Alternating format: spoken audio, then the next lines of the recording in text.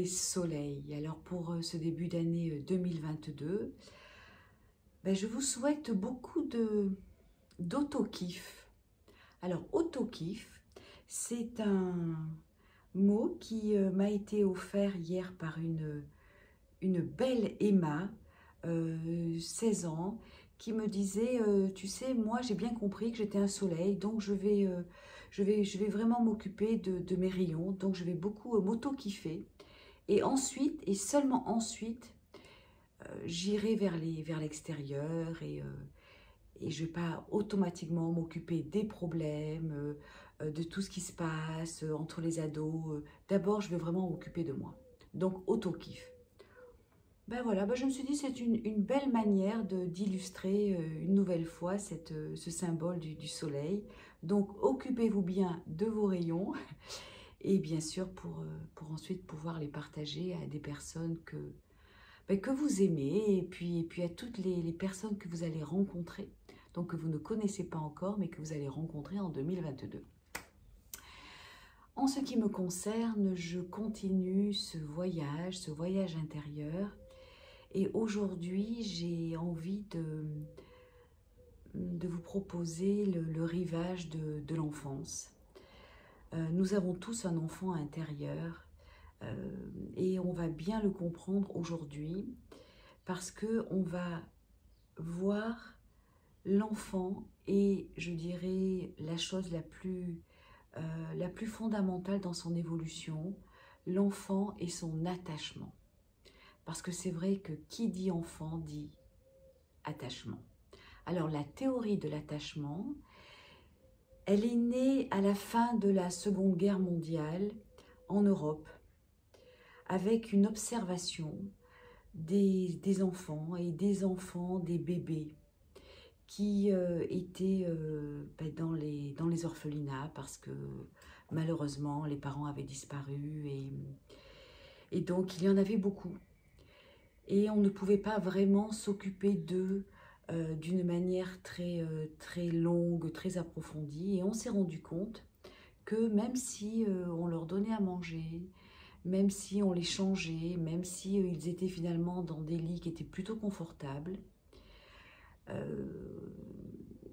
au bout de certaines semaines, ils arrivaient à se laisser mourir de faim, ou alors, après avoir des comportements très auto-centrés, style les auto-balancements que l'on voit dans ces cas-là, ou des auto-agressions, l'évolution du cerveau, c'est-à-dire la locomotion, l'apprentissage du langage, la relation sociale, eh bien, elle n'arrivait pas à se faire. Donc, ce sont des enfants qui étaient condamnés à avoir d'énormes lacunes au niveau de leur comportement général. Alors, donc on s'est posé la question et on s'est dit, mais qu'est-ce qui se passe? Et en fait, on s'est rendu compte à travers de nombreuses recherches que je ne vais pas vraiment développer ici, que l'enfant avait besoin d'une nourriture essentielle, qui était la nourriture affective. C'est-à-dire que la chose la plus importante pour nos bébés, c'est le fait de les regarder, de leur parler, donc de les entourer d'un bain langagier, de les toucher, de leur sourire, de les stimuler, c'est-à-dire d'instaurer une vraie connexion avec une vraie présence, avec de la profondeur, avec une vraie attention. Sourire, je lui parle, je lui montre que je suis heureuse d'être avec lui et je vais le stimuler. Parallèlement à cette découverte extraordinaire où on a vraiment pris conscience donc de l'importance de l'affect, n'oubliez pas que on venait de ce siècle, je dirais un peu des Lumières, avec tous ces grands chercheurs qui ont démontré que, un petit peu suivant la pensée cartésienne, c'était le fameux « je pense, donc je suis ». Et là, un chercheur en neuropsychologie qui s'appelle Damasio, Monsieur Damasio est encore vivant, nous a écrit un super livre qu'il a intitulé L'erreur de Descartes. Pourquoi? Parce que grâce justement à toute cette révolution au niveau technique qui nous a permis la neuroimagerie médicale, c'est-à-dire de pouvoir observer, de pouvoir contempler le développement du cerveau, et notamment chez les nouveau-nés, eh bien on s'est rendu compte des 3 étages du développement d'un cerveau. Alors, comment ça se passe? Il y a 3 niveaux. Le premier niveau, c'est le cerveau reptilien, donc le plus ancien, qui va donc bien sûr évoluer très rapidement dès les premiers mois de la vie de l'enfant. C'est le cerveau des automatismes les plus basiques, la respiration, les réflexes de survie. Je vous donne un exemple. Je suis dans la rue et j'ai quelqu'un qui se jette sur moi. Et là, je vais avoir 3 possibilités. Soit je vais être paralysée, soit je vais attaquer, soit je vais fuir. Mais en tous les cas, ça ne sera pas quelque chose qui sera le fruit de la réflexion. Ça sera le fruit d'un réflexe de survie. Donc, premier niveau, le cerveau reptilien. Parallèlement à ça, il y a le deuxième niveau qui est le système limbique. Alors, le système limbique, moi j'aime bien l'appeler le cerveau relationnel. Il est fondamental dans justement l'attachement parce qu'il va permettre au bébé d'entrer en communication avec la mère qui est donc souvent, dans la plupart des cas, la première figure d'attachement et quelques semaines après, le père ou la grand-mère ou un oncle. Enfin, on a 2, 3 grandes figures d'attachement. Figures d'attachement, c'est-à-dire les personnes qui nous ont permis de nous sentir en sécurité. Alors, je vous rappelle, j'ai fait d'ailleurs une vidéo là-dessus, je crois que ça a été ma 2e vidéo, je vais vous la mettre dans la description. L'enfant, le bébé, est quand même le mammifère qui arrive au monde avec la plus grande fragilité. D'où son extrême dépendance, aliénation à l'extérieur. Et l'extérieur, pour lui, c'est souvent sa mère ou son substitut maternel dans le cas d'adoption ou de mort de la maman. Et bien sûr, le père quelques mois plus tard, et je vous dis peut-être ça peut être une nanny, ça peut être l'oncle, enfin peu importe. Donc, besoin de sécurité, c'est l'objectif de l'attachement. L'enfant, le bébé, il n'a pas la possibilité de parler. Le langage va arriver autour des 2 ans. D'ailleurs, le langage, c'est au niveau du 3e niveau du cerveau. Là, on est au 2e niveau, système limbique, les émotions. C'est fondamental parce qu'un enfant qui ne sait pas parler, ben, qu'est-ce qu'il va faire? Il va utiliser le langage émotionnel. Donc, les émotions vont permettre à mon bébé de communiquer avec moi. Communiquer, c'est-à-dire, je vais l'observer, je vais le regarder et je vais voir si il est dans une émotion de colère. Ça va être pour moi une façon de m'informer qu'il y a quelque chose où il s'est senti agressé. S'il est dans une émotion de peur, il va m'informer qu'il y a un danger autour de lui. S'il est dans une émotion de tristesse, c'est qu'il y a une détresse intérieure. S'il est dans une émotion de joie, eh bien ça va être pour moi le fait de savoir qu'il est détendu, il est relax. Il y a une 5e émotion qui est la honte, qui est une émotion qui est totalement sociale. Je ferai une vidéo là-dessus parce que c'est une émotion qui peut causer des ravages, mais elle est vraiment sociale. Autant les 4 premières sont universelles, autant celle-là, elle va vraiment être reliée à un système social particulier avec des conditionnements très spéciaux. Donc, les 4 émotions et la façon dont je vais accueillir les pleurs de mon enfant, ses colères, sa tristesse, vont être très importants pour le rassurer et pour sentir qu'il est écouté et que je vais lui permettre de s'apaiser en prenant justement conscience, en étant très vigilante par rapport à l'expression de ses émotions. Alors, ce besoin de sécurité, il va être le fondement du deuxième étage. Et ce n'est que quand ce deuxième étage est vraiment bien solide que va s'établir le troisième étage.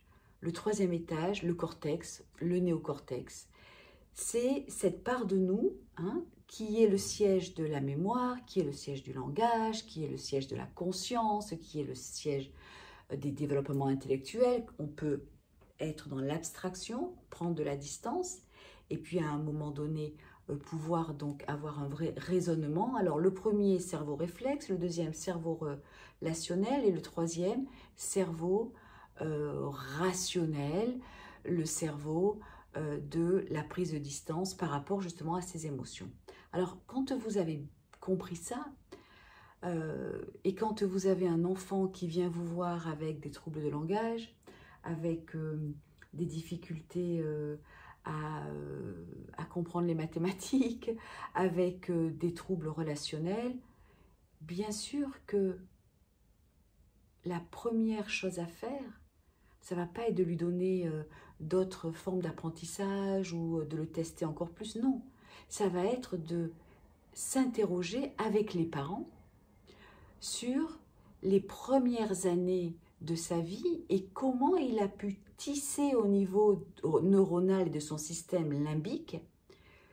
C'est ce tissage de l'attachement qui lui donne cette sécurité qui va lui permettre ensuite de monter dans les étages et de se développer au niveau intellectuel. Et la chose aussi qui est très importante, c'est que c'est la maman qui est la première figure d'attachement. J'insiste beaucoup là-dessus parce que je suis toujours très touchée par la détresse que je peux voir chez certaines jeunes mamans, surtout lors de la naissance du premier enfant, où elles se sentent un peu démunies. Et quand j'ai la chance de parler avec les papas, je leur dis, vous savez, avant de trouver la meilleure nanny au monde pour votre nouveau-né, ou de faire venir votre maman ou sa maman pour l'aider, pour la soutenir, tout ça c'est très bien. Mais je vous rappelle que la chose la plus importante pour la sécurité émotionnelle de votre enfant, c'est la sécurité émotionnelle de votre femme. On ne répétera jamais assez que l'enfant, le nouveau-né, le nourrisson, ce qui va le rassurer, ça va être les odeurs de sa mère, les paroles de sa mère, l'équilibre émotionnel de sa mère, les sourires de sa mère, les chansons de sa mère, tout cet environnement émotionnel, mais qui est au départ déterminé, apporté, offert par la maman. Donc, s'il vous plaît, occupez-vous des jeunes mamans et écoutez leurs désirs, parce que plus elles vont être rassurées, plus votre enfant va être rassuré et plus il aura un développement bien sûr affectif, mais aussi intellectuel, je dirais épanoui. Voilà. Le père, bien sûr, va prendre sa place, mais un petit peu plus tard. Et le père va prendre d'autant mieux sa place que l'enfant pourra se déscotcher de sa mère parce qu'il aura trouvé une sécurité, il saura que sa mère lui a donné la capacité d'avoir confiance en lui puisqu'elle l'écoute, elle est détendue et elle sait répondre à ses demandes affectives.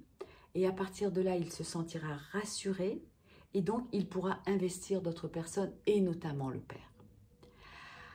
Alors, il a été défini 4 types d'attachement et j'aimerais vous proposer de vous arrêter sur quel type d'attachement vous avez développé. En sachant que vous l'avez compris, qui dit attachement dit inconscient. L'attachement, c'est les 2 premiers niveaux. Et ces 2 premiers niveaux, comme disait Freud, c'est le bas de l'iceberg. Hein, il y a dans notre personnalité, dans notre psyché, on est un peu comme un iceberg avec une partie que l'on peut voir et une partie qui est souvent à ce niveau, qui s'est développée à ce niveau préverbal, qui est dans l'inconscient. Par contre, la voie que je vais vous offrir, alors peut-être pas dans cette vidéo parce que je ne veux pas la faire trop longue, mais dans la prochaine vidéo, pour connaître votre style d'attachement, va être la voie du couple. Pourquoi? Parce que qui dit couple dit, bien sûr, attachement, puisqu'il y a forcément une routine qui fait qu'on va partager plein de moments ensemble, va être aussi intimité, va être des projets ensemble, et donc très souvent dans le couple, il va y avoir des résurgences de ce type d'attachement dans lequel on est. Et je dirais pour finir, pour avoir assisté et pour avoir vécu moi personnellement des disputes dans le couple, vous vous rendez compte que le 3e niveau est complètement déconnecté. Parce que dans les couples qui sont dans un vrai conflit, eh bien, l'autre va souvent apparaître comme celui qui m'a détruit ma vie, qui veut me prendre mes enfants, qui veut me prendre mon argent, qui a toujours détesté mes parents. Alors, c'est généralisation, c'est même des fois, malheureusement, on arrive à un cerveau, au premier cerveau, où il y a de la dispute, des violences, pas seulement verbales, mais aussi physique. Donc on se rend compte que lors des disputes de couple, il y a vraiment 1er niveau, 2e niveau du cerveau, avec des insultes, et très souvent d'ailleurs les gens me disent mais qu'est-ce qui s'est passé?